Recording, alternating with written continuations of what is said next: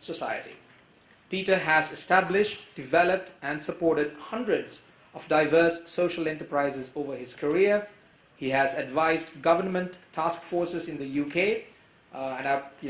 As we were talking yesterday, Peter was telling how frequently he meets with the current government, including the Prime Minister, and oversees and chaired the Social Enterprise World Forum, the global network of social businesses, until 2015.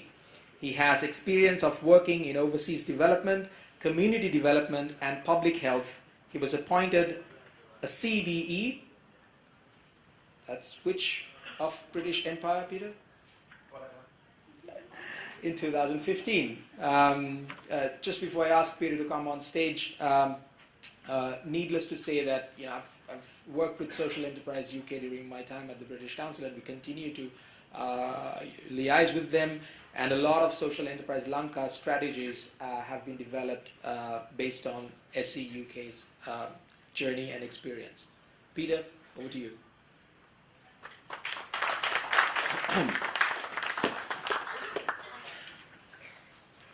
Firstly, I think I should say, and I might get the pronunciation wrong, Ivan. So my name is Peter Wadd. We're just getting the slides loaded. I thought I would not only bring good wishes from the United Kingdom, but I hope you appreciate the rain that I've also brought with me. No, I certainly brought it with me from London. Wherever I go, I like to bring rain as a good sign of the best of London.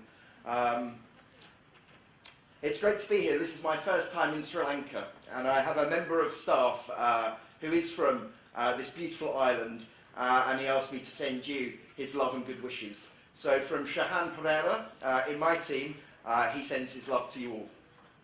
Are we up? Great, thank you very, very much. So, Social Enterprise UK.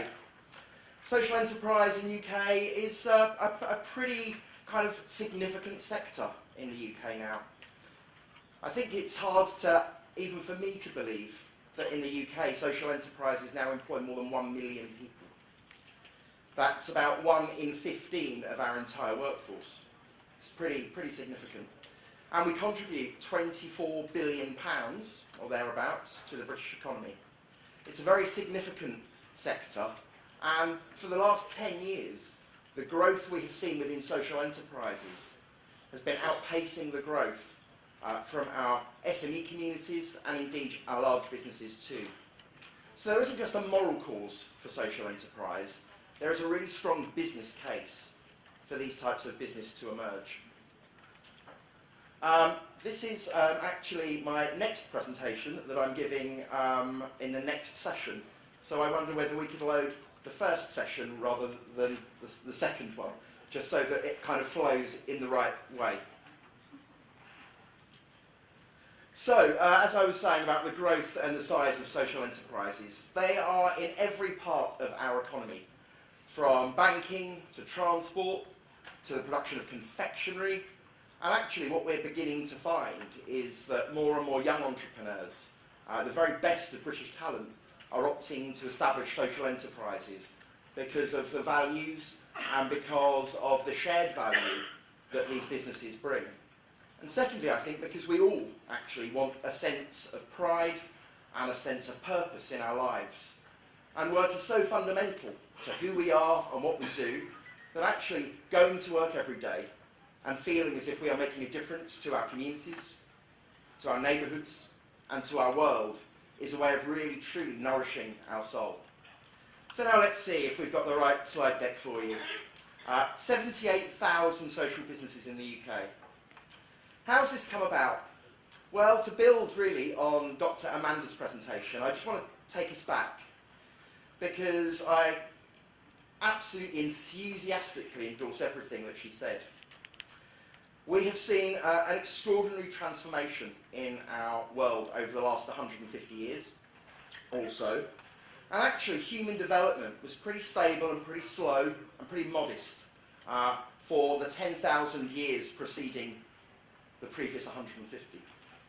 In the last 150 years, we have seen the Industrial Revolution transform livelihoods, transform our experiences, and seen just about every single metric change and alter and expand and grow very, very rapidly. So from species extinction to the number of motor vehicles, the population, foreign investment, global temperatures, GDP, everything has changed rapidly in the last 100 or so years.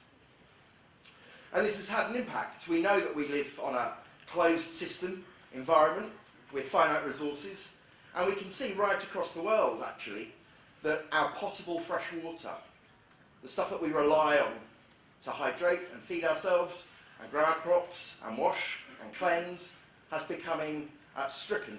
We are moving into a period where water is becoming a very, very precious and valuable resource, more so than perhaps ever in human history. And you link that to the state and the fertility of our soil, the soil on which we depend to grow the food that we eat that nourishes our bodies. And we can see that right across the world, in all sorts of places, including the United Kingdom, we have damaged the fertility of our soil by using intensive agriculture, pesticides, artificial fertilizers, to try and create greater productivity, profit and wealth. A really startling fact here from the Worldwide Fund for Nature. As a human species, we have to produce more food in the next 40 years than the entire world has produced in the previous 8,000 years. Now, I know you guys are all enlightened, because that's why you're here, so you know lots of this stuff. But I think you can't open a conference like this without being reminded of the very urgent nature of the pressures and the challenges we face. Now, you're not going to be able to see this particularly well, but ultimately what's happening, as that pressure for resources, for soil, for clean water, for minerals increases, we are seeing wealthier countries buying up land in the developing world in order to meet their own internal requirements. This furthers the pressure upon our entire global system and furthers issues such as inequality. Now, I think it's a great thing. It says a lot about human fertility that our population is growing quite so fast. In the next 30, 35 years, we're going to see potentially the world population reach 9.5 billion people.